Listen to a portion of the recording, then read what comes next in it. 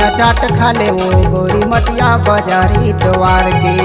अना चाट खा ले वो गोरी मटिया बाजारी द्वार के।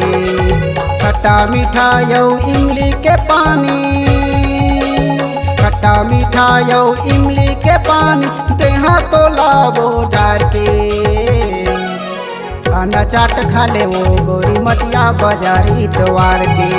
अना चाट खा ले वो गोरी मटिया बाजारी द्वार के।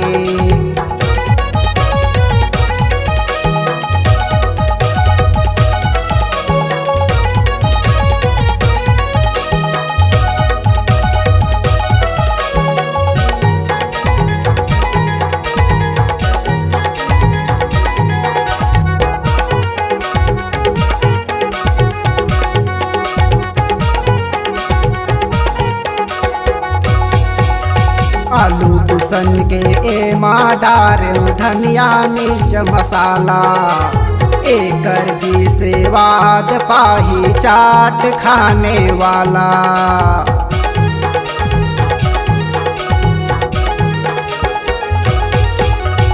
आलू कुसन के एमा डारे धनिया मिर्च मसाला, एकर जी से स्वाद पाही चाट खाने वाला। आना मजा तय ले ले रे संगी, आना मजा तय ले ले रे संगी, अमलीला चटकार के।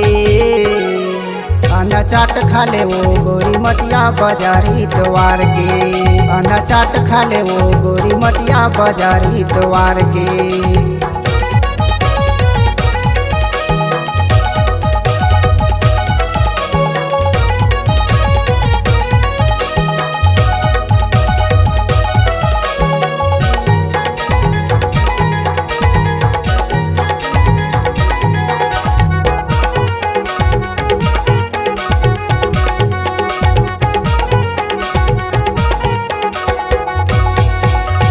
गुपचुप चाट रखथन गोरी लगाए रही ठेला, एला बेचे बर जाथन संगी गवई बाजार मेला।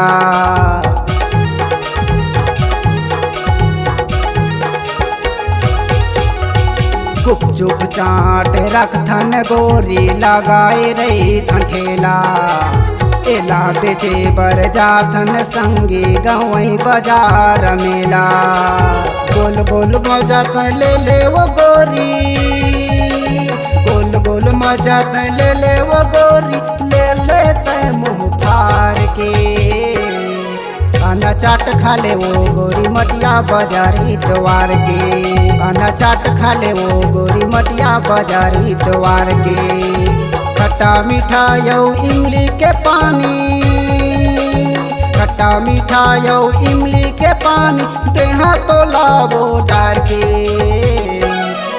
अना चाट खा ले वो गोरी मटिया बाजारी द्वार के। अना चाट खा ले वो गोरी मटिया बाजारी द्वार के। अना चाट खा ले वो गोरी मटिया बाजारी द्वार के। अना चाट खा ले वो गोरी मटिया बाजारी द्वार के। अना चाट खा ले वो गोरी मटिया बाजारी द्वार के। अना चाट खा ले वो गोरी मटिया बाजारी द्वार के।